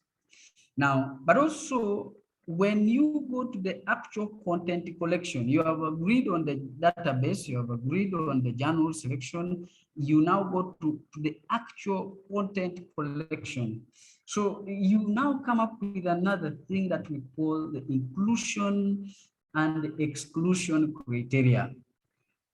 Okay, so we want to try to look at this in the few remaining minutes, and I intend to take a very short time so that we may have some time to discuss this again. I may not again talk about this, why systematic review methodology, because we have talked about it many times, and now we are clear why we really need to use a systematic review methodology. But I want to put a small note on biases, and if I can recall last presentation, my brother Bernard talked about this. Every method has some weaknesses, and so is the systematic review. But the beauty with the systematic review is that you should be able to identify the biases and see how to go around them. For example, one of the common biases of this systematic review relates, it's informational, I can say. There is also the issue of limiters. I tell myself that I want data which was published between 1990 to 2000. That's a period of certain years. But now what happens to the data which was published in 1989, and yet is very good information as well. So those are some of the challenges that we have with the systematic review. But when you're writing your systematic review, in that section, when you've highlighted some of those biases, because you can actually go to your search engine and Google and say, what are some of the biases of this that come with the systematic literature review methodology? Now, once you've seen and you've gotten these biases, then you are going to look around. How am I going to manage these biases? For example, somebody will say that, no, for me to be able to manage these biases, I'm going to look at a wider period of time, such that in that wider period of time, I'm going to capture as many journal articles as possible. So in that regard, I should have solved the problem of time limiters. So ideally, what you need to do here is, one, to identify what are these biases, and then two, how do I deal with them? How do I go around them? Because in the end, you're not going to identify these challenges and say, okay, these are the challenges, then in the end, you leave them like that. No, you should be able to think outside the box and find out, how do I go about this? So database selection. So there are quite a number of databases out there, and the common ones actually, there we have Science Direct, we have Emerald, Web of Science, Spring, and so many others. We even have the search engines. If really you are not going to go to the databases, you can just go to your Google Scholar, you can deal with the Google General. But what I'm trying to say here is that you should be able to select a journal, and a database, and you should give a justification that I'm going to collect my data from Science Direct, for example. Why? I'm going to collect from Emerald, for example. Why? I'm going to use both Science Direct, Web of Science, Springer, and I'm also going to get some data from Google Scholar. You should be able to tell us why. For example, if I say Science Direct, for example, is the most widely researched searched database. And so for that reason, I should be able to go and search from there. Or I should be able to say that, no, a Web of Science has a wider coverage, has so many journals, so I should be able to get the information that I want to get from there. Another person will say that, okay, for me, I think the way through which Science Direct presents their work, they give me all the information that I need, the DOI, depending from where come from. Some people call the DOI, some people call the DOI number, but that is just a digital something, digital identification something. So somebody will consider that and say, this is the reason why I'm using Springer. This is the reason why I'm using Emerald. So you can find yourself giving yourself a reason why you should go to a particular journal, database. And similarly, to the journal selection. How do I select the journals I need? So there is a criteria that you can use to do this. And again, I want to be a little bit very cautious here, and Professor Joseph Tayo might have to make some keynote here. Journals are ranked, and we use this, I think, the Australian institution that ranks these journals. It is A, B, C, D. So there are journals that are ranked in class A plus, B, B plus, C.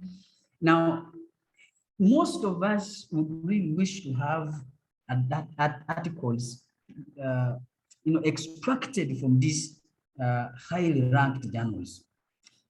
But there are times when probably you're studying an area which is probably a little bit virgin. And to that regard, you find that maybe you do not have enough from these journals that you have ABC, then you might be forced to go to even E and maybe go so much into gray literature. However, take note of the comment that professor has given around this gray literature thing, but also around these journals.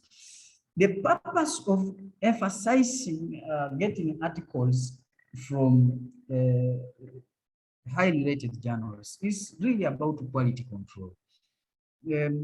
Because your readers are going to look at the journals where you've drawn your articles from, and they wonder if at all these journals are really credible enough. So you might need to look at that and try to be a bit careful when you're selecting the journals. So the other parameter you can use to select the journal is the use of what we call the impact factor or the side score. And this is really very easy. If, for example, I want articles from Journal of Cleaner Production, for example, and I want to know its rating, if I don't see the ABC ranking, I just go to my search engine, maybe Google, and I say Journal of Cleaner Production Impact Factor. I should be able to get, it should show me that, okay, this one is ranked like this, the site score is this, the impact factor is this for year A or B. Okay, because now, again, here, you can find the ranking of the journal, for example, maybe 8 point something, and that ranking was for 2000. You never know what happened over the years. We are now in 2022. So you also have to be very conscious of when was that ranking done, so that you don't get yourself into journals that might not be very credible. So that's that. But before we go that go further, I thought to just take a demonstration on the database and then the journals, so that you'll be able to see if I can try to share this.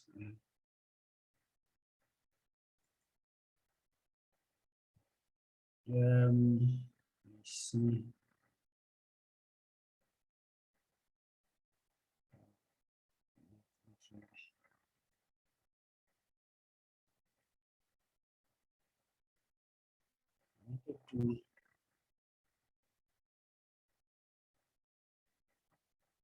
Well, let me see if I can share this. I wanted to do a small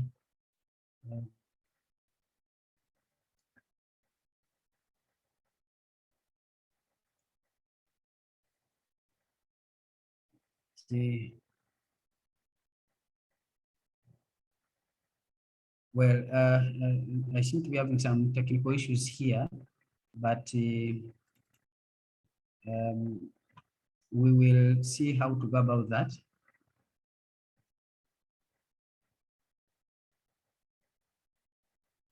Okay, we will see how to go about it. I wanted to see, show us how we can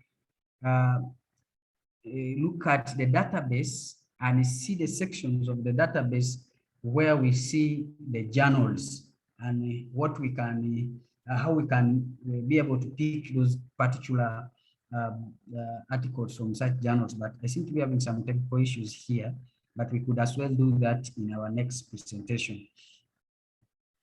Now, so that was about database selection, journal selection, and you must provide a write-up here.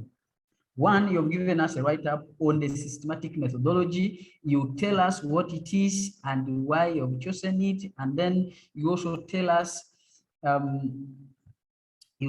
the the justification for choosing that methodology, which is systematic review methodology. So once you have done that, you highlight a few biases and how you have managed to deal with them. Then now you go to your database selection and then journal selection. Now, after that, you can now go to material collection. Now, you want to pick material and you want to pick the articles. And for you to be able to get the correct articles that you need now to go and sit down and design these Boolean terms that you had James and I think at some point Professor talking about. If I want to get information, for example, on household energy transition, what keywords am I going to use? Am I going to use just words or I'm going to use strings of words? Because if I'm talking about energy transition, can I say that I just have household energy transition as one set of my Boolean words or the such strings? Am I going to just say energy transition and households?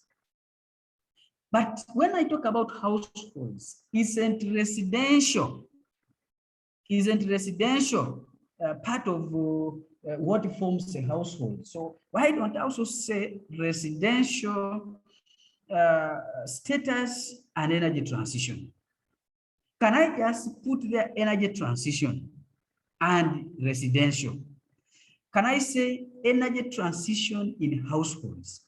Now, these are all terms. So why I'm doing this is because I want to try as much as possible to capture as many articles as possible. Because if I just say household energy transition and I stop there, it is impossible that there are people who refer the households as residential. So I will miss out on that. So what I need to do, I need to make sure that I put this as wide as possible. And now when I go to my search, I should be able to use some other, strings. Like for example, I have here things like an enter to support these such strings. For example, I can say I need to look at all of these words, but in the text. That these strings or these Boolean words must appear anywhere in that article. Okay. So I say all in text, then I add the household energy transition. Or if I want to narrow it, that these words should just appear on the title, then I should be able to say all in title. The reason is, if I say household energy transition and I put that in my database and I'm having 1,500 results, I have gone into Emerald and I've put there household energy transition. And then the results are showing that I have 1,500 articles. Now, for me to begin to enforce the eligibility criteria, it becomes a little bit difficult. So I think of an idea now that can help me even begin to reduce these numbers.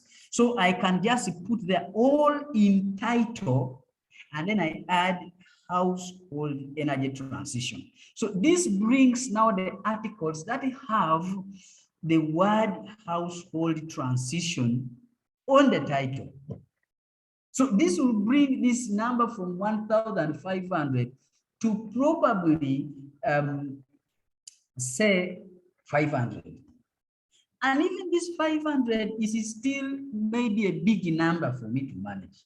So I can still go to my database, and I wanted to demonstrate all this, but I don't know why I am having technical problems here. I have now 500, but then I can go further and say, go to the section of advanced search, and I say, now I want also these string words, household energy transition, must be on the title, but must also be in the abstract. Now, when I narrow it that way, my results will come back when it's about 100 articles. So 100 articles from one journal, I can say, okay, from one database, I will say, okay, I can download this 100.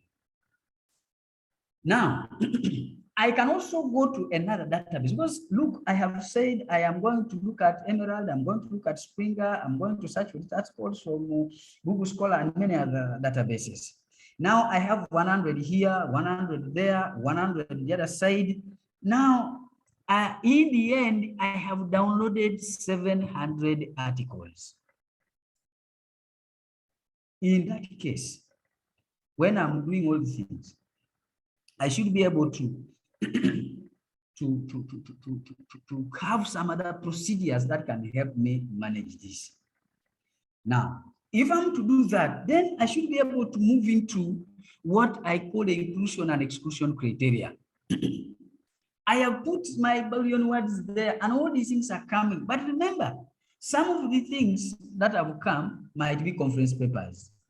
Some of them might be book chapters. Some of them might be published in 1940.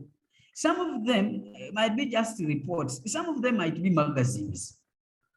So in that case, I should not be able to say, okay, since there is a vast number of articles or whatever in the database, then I should now be particular with the literature type that I want. So in my inclusion criteria, I can say, for example, that I need only peer-reviewed journal articles. So that in my exclusion criteria, I will say that all the non-peer-reviewed journals are outside. I am not taking them. All the book chapters, I'm not taking them.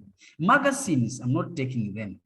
Conference papers, I'm not taking them. I am making this decision simply because I have gone and peeped in the database and I see there is a lot of literature for me. So I can now be able to take liberty and choose.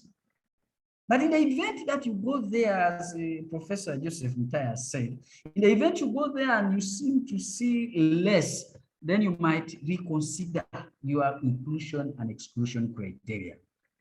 What about the language? In this case, I may limit my research to the articles which are written in English. And again, here I say with a lot of reservation, because these days we have actually machines that can translate. So you might have articles that are written in Portuguese, but can be translated. But I have a justification as to why I think I must go with English. I should have that justification there. I should be able to say that, look here, I am taking this because I am comfortable with the English. That is the language the author knows. So you should have a justification. Now, so some of the common inclusion and exclusion criteria rely on the following. The interest. What are you interested in when you talk about these articles? What are you interested in? So you may limit your search to only that.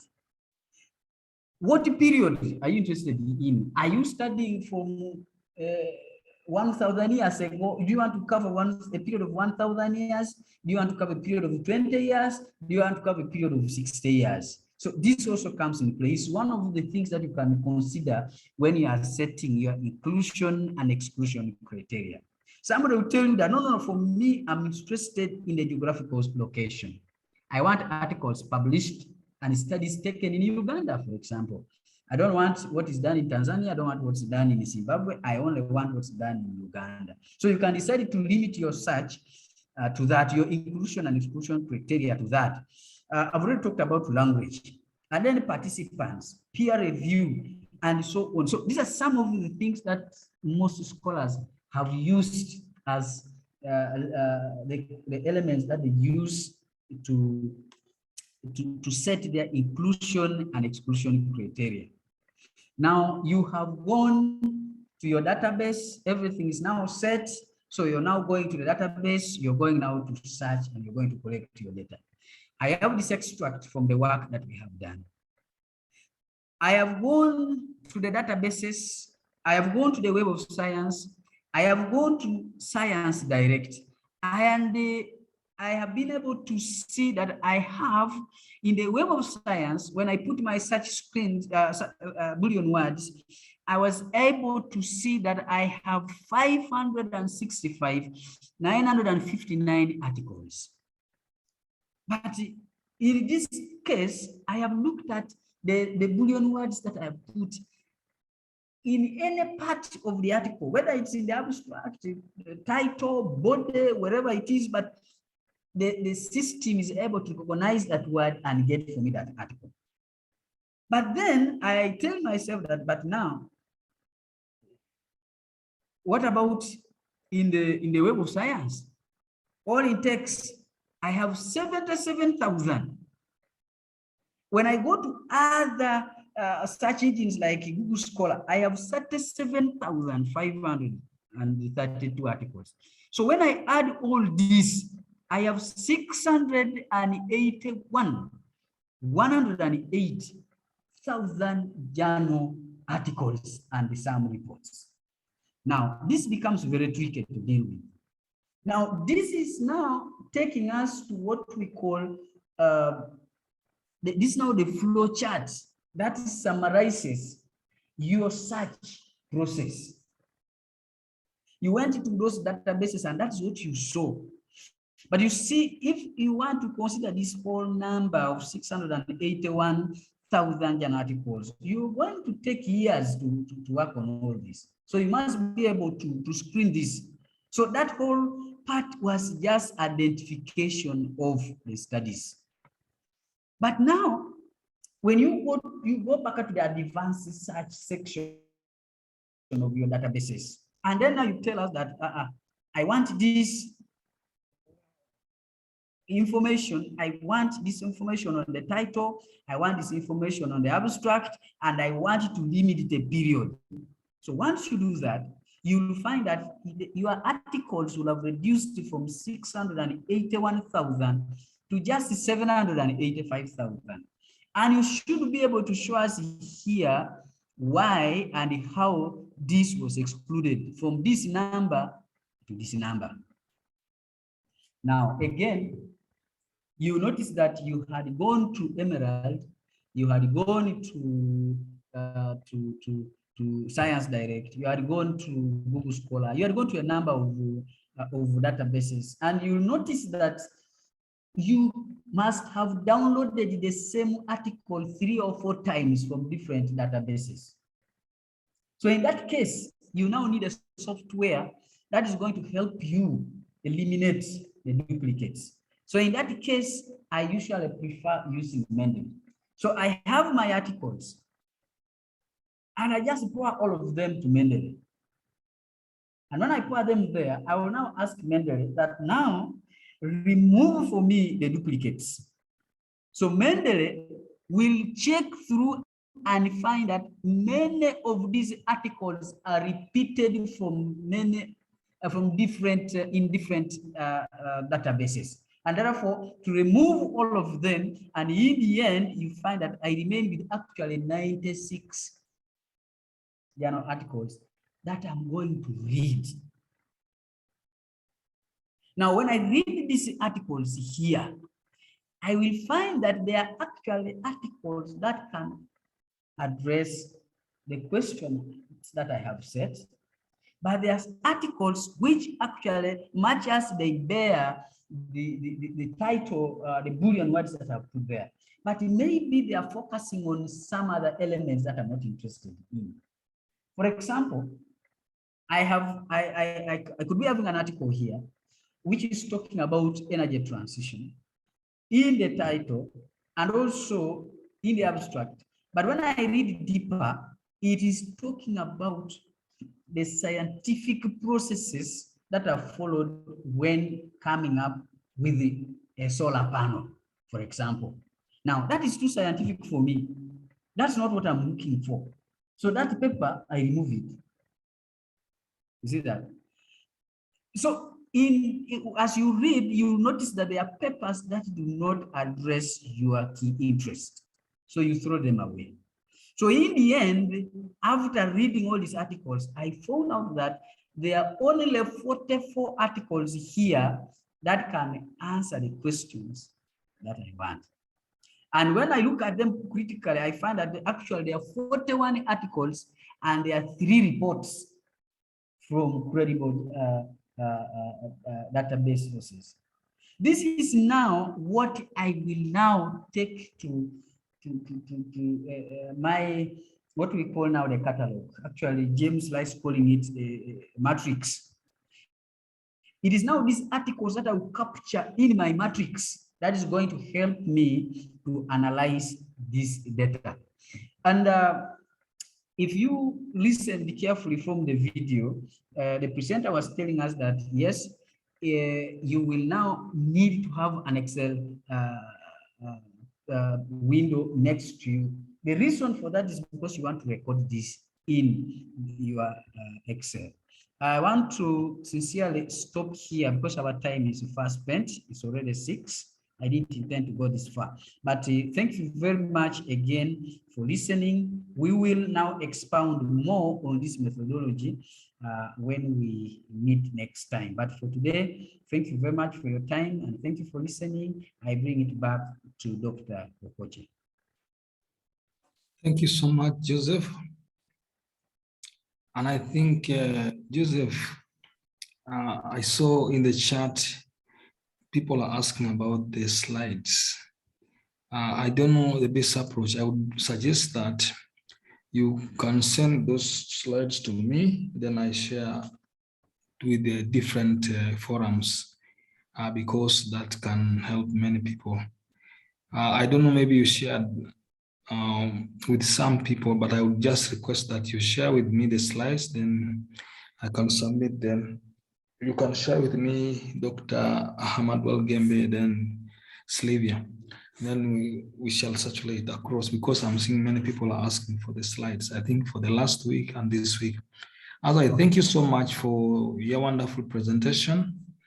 And I know the presentation has listed so many views, but like you observe, time is not on our side. But I would like maybe give 2 or 3 opportunities to the senior colleagues, maybe 1 or 2 to the PhD students, then we could close our discussion this morning. Maybe let me start with the PhD students. Yes, James, quickly. Thank you very much, Dr. Elasus. I wanted to talk about what you call quality assessment, and that's here we check the impact factor and the ABDC ranking of the journals where the articles are published. Once you have downloaded the articles and you are saying, I am having maybe 45 articles, the last step you do is check their impact factor and the ABDC ranking. You get every article you download, there will be the journal where it is published. So you get that journal where it is published, you check for its impact factor. Then you make like a table which we shall be discussing next week about, next week and how you write, how you present those things in the data analysis and presentation.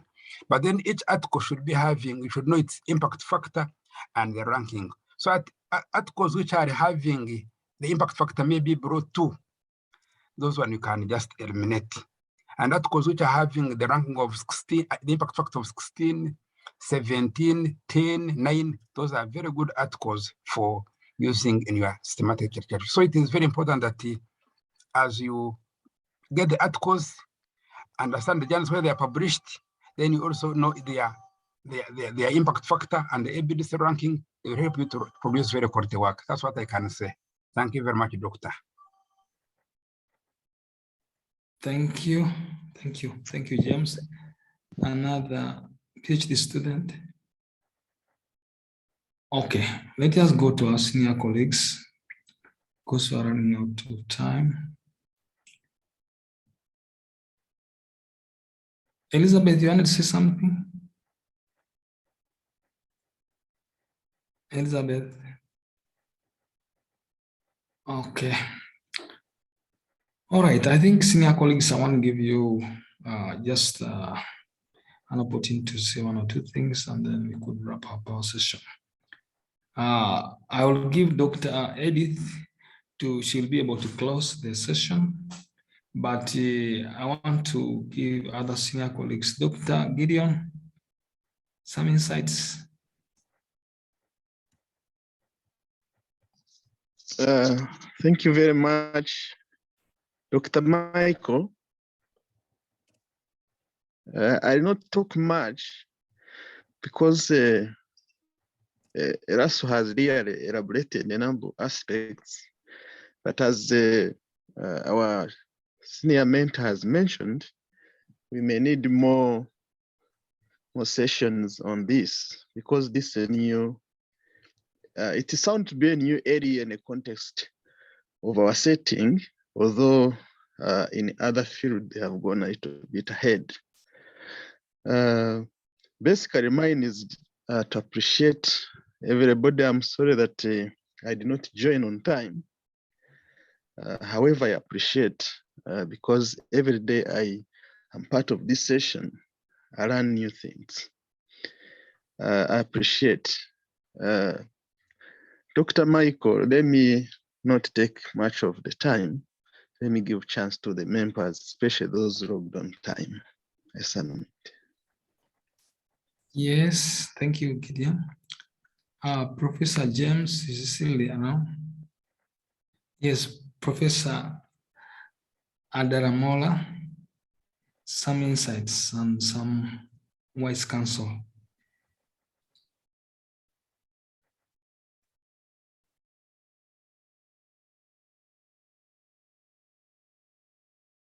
Professor Adaramola. Okay, Professor Laura.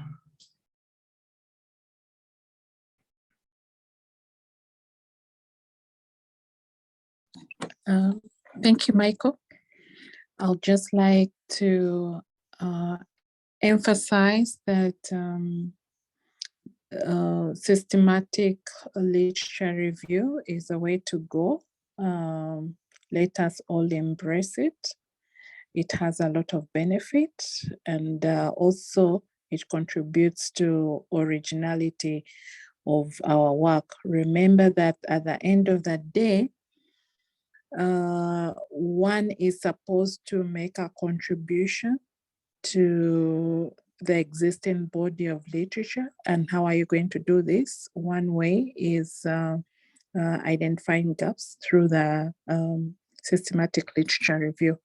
For those who are not yet on board, you could start by downloading and reading existing papers on systematic literature review. And like I said earlier, those who missed the video that was on at 3 a.m., please get your hands on that video because it was really simple, easy to understand and follow. The issues that have been shared today are well elaborated in that video. So yeah, let us embrace systematic literature review. Thank you. And over to you, Michael. Okay, thank you so much, Professor Laura. I think from the look of things, a lot has already gone through, and I must take my sincere appreciation to Professor Joseph Ntai, and then Joseph Elasu and Charles. You have done a good job, and we appreciate you for your contribution, and also the different senior colleagues who have been able to give insights. I think this is really learning which has taken place. I don't want to elaborate more, but I must honestly appreciate all of us who woke up very early and who joined this morning session. I think you make this learning experience wonderful. And I think at this juncture, let me take this opportunity to invite Dr. Edith to make some closing remarks. And then I think we could call it a day well spent. I don't know whether Sister Dr. Goretti, yeah, Dr. Goretti will close with the word of prayer. But again, I must thank the presenters. I must thank everybody who has contributed. Dr. Ahmad Walgende, we thank you so much for the work you do behind the scenes and making sure that things really work out. So, Dr. Edith, you could make some closing remarks, then Dr. Goretti with the word of prayer. Thank you so much.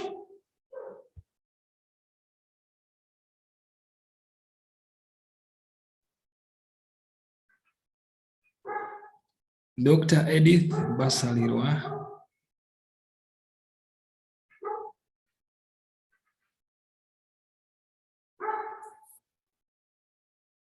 Yes. Thank you so much, Dr. Okoche. Do you hear me? Yes, true. Okay. Thank you so much, Dr. Okoche, for giving me this opportunity. I'd like to take this opportunity to thank everybody who is logged on this morning.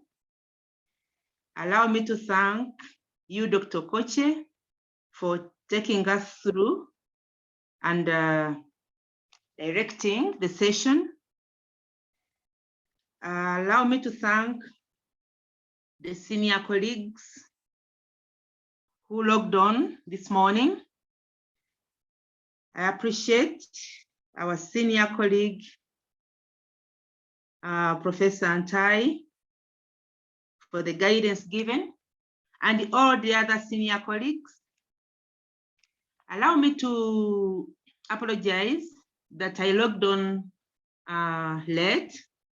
I logged on when Mr. Elasu was finalizing his presentation, the first bit, I think, of his presentation. But allow me to appreciate Mr.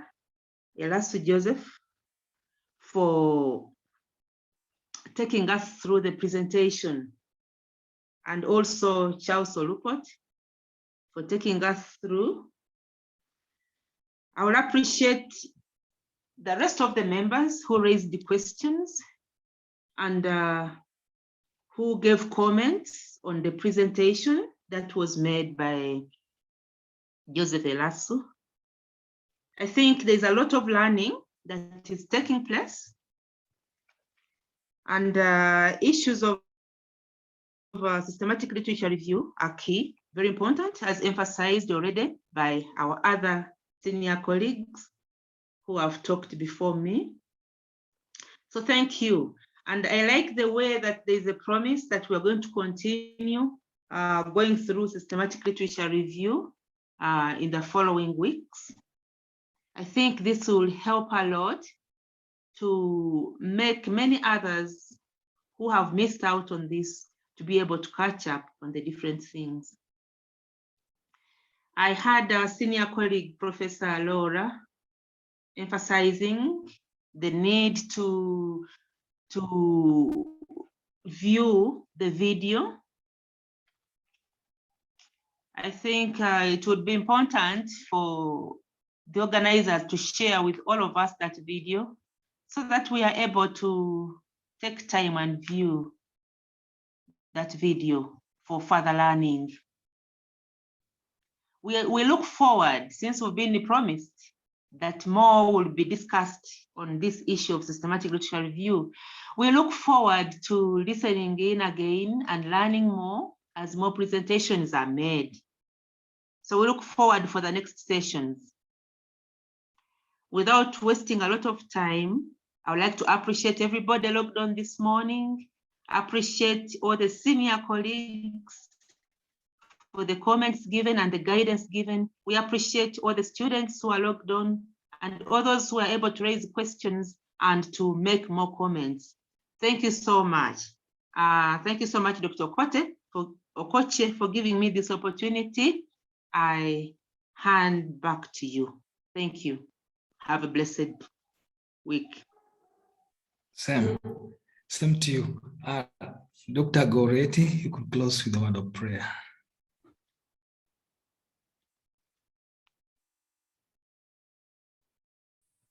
I'd like to thank all of you, all those who have been able to